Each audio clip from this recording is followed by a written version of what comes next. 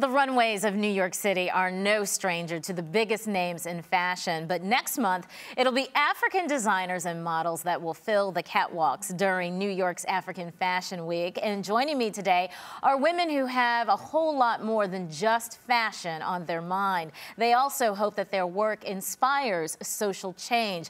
Adiat Disu is the founder of African Fashion Week, launching it in fashion capitals around the world, including New York City, Paris, and Berlin. And Mikaila Brown is a Jamaican-born designer whose African-inspired prints are essential to her Aliakim clothing line. Thank you both, ladies, for joining me today.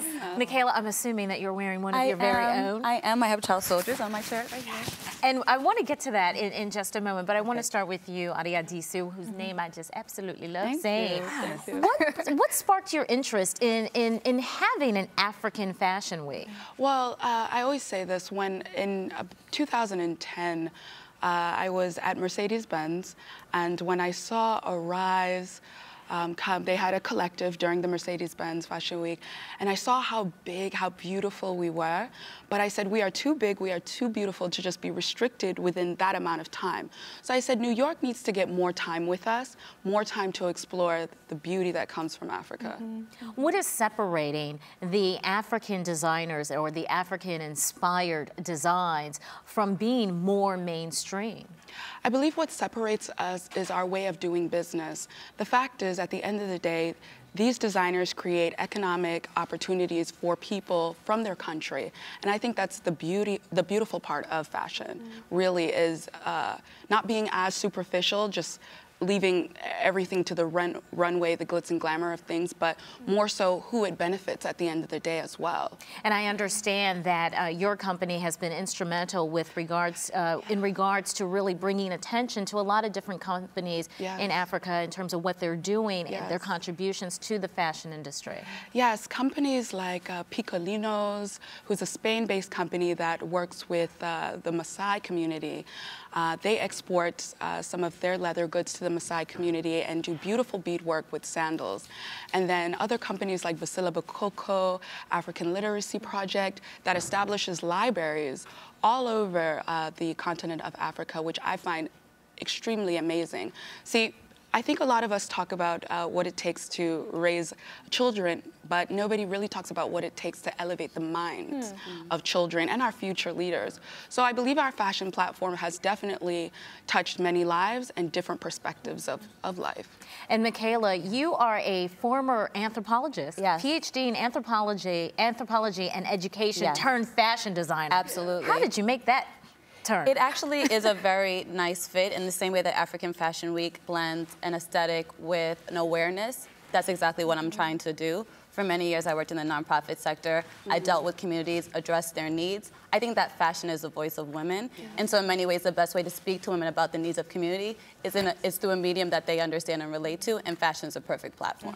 Your fashion, I believe, takes it even a step further. I mean, besides the fact that I understand a portion of your proceeds actually goes to a charitable organization in Sudan, and we'll talk about that in a moment. You're actually not only using African-inspired prints, but you're using some of the war imagery of Africa in your fashion. Absolutely. Let's talk a little bit about that in terms of what are those specific images that you're using, and also why. Absolutely.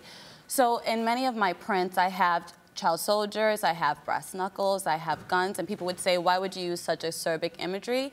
I think that we should be really uncomfortable with the fact that child soldiers exist at all. It's not about the article of clothing, but it's something that can easily be forgotten. Right now, there's child soldiers in Mali, there's child soldiers in Syria. We can forget that in America. So if I make this something that's part of your awareness on a daily basis, but in a comfortable way, in a way that fashion makes you aware of things, but also it's a way of making a statement, then I feel like we can address those issues if we're aware. But if we ignore it and aren't aware, then there will be no change forward. Also joining the conversation is Bisila Bokoko. She joins us via Skype live from Rwanda. She is a global ambassador for Pikolinos footwear. Hello to you, Bisila. Can you hear me? Yes, I could hear you. All right. Thank you again for joining the conversation. Tell me a little bit about why Pikolinos, excuse me, I got to get the pronunciation correct. Pikolinos, all right? I don't want to butcher the name of your designer footwear. Why did it turn to Africa in terms of incorporating the people of Africa in its design and manufacturing? I think because the owner of Pikolinos was always linked to Africa, and he always wanted to have a social responsibility. It happened that he met someone from the Maasai community, and they just clicked, and they decided to help through an organization that is called Adiakim in Spain.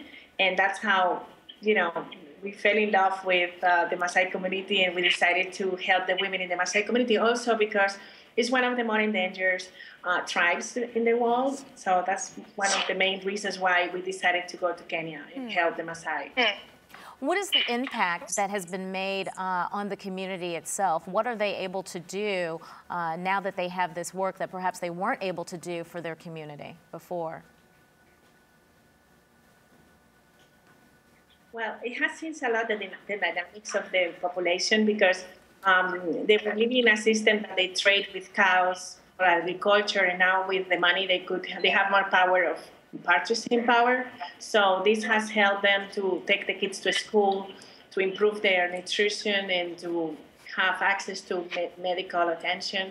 So I think also it has helped to the dynamics of the relationship between husband and wife, because the women feels more self-sufficient, and when they have deadlines to finish the shoes, the men help in the chores of the house, take the kids to school. So I think it has been very beneficial for the whole community.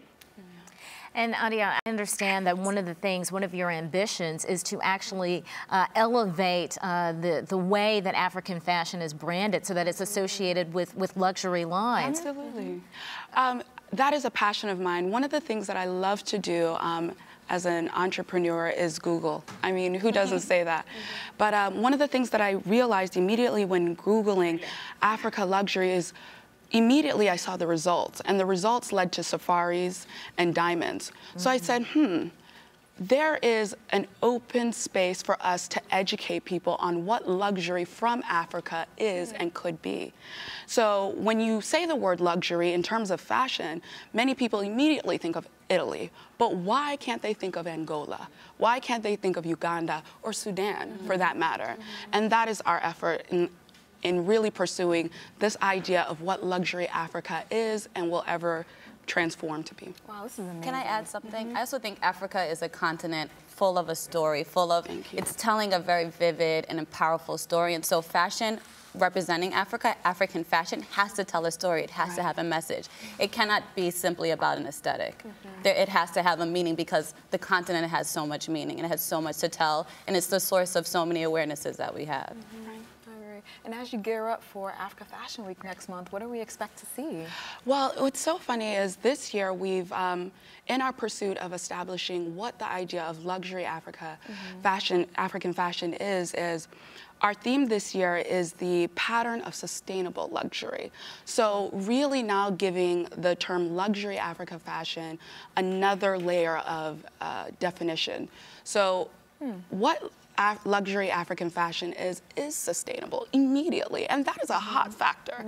Knowing that you're purchasing something that has established a community, that has allowed someone to go to school, that has allowed a mother to now, a mom from Africa to have a business and own that is hot. Yeah, so I think it's hot that both of you have provided platforms for both, you know, not only just designers to showcase their work, but also, you know, raising awareness on the causes and issues on the continent. So I think I read somewhere about Bare Threads? Yeah. Can you talk a bit about that? Sure. It's a nonprofit that I'm also developing, and I think that fashion, it's geared toward children, particularly high school age children. And the idea behind the nonprofit is children would identify an issue in their neighborhood that they would like to see rehabilitated. It could be graffiti, it could be crime, it could be littering, and then they could make an article of clothing that raises awareness of that issue, sell that clothing, and the money go back to the rehabilitation of the issue. So using fashion as a voice. Fashion, 100% how women dress, it communicates who you are to people who do not know you, but the way that it's become such a global business and industry, it's a great way for people to raise awareness and to talk to communities and let people know how they feel about things. Well, ladies, thank you all for joining me today.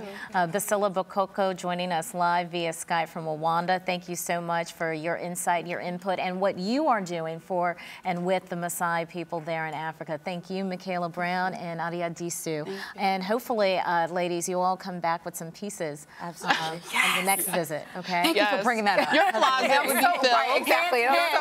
We'll get you dressed up. That was caught on camera. All right, thank you, ladies. I'm Christina Brown, and you are watching Our Take. I love that.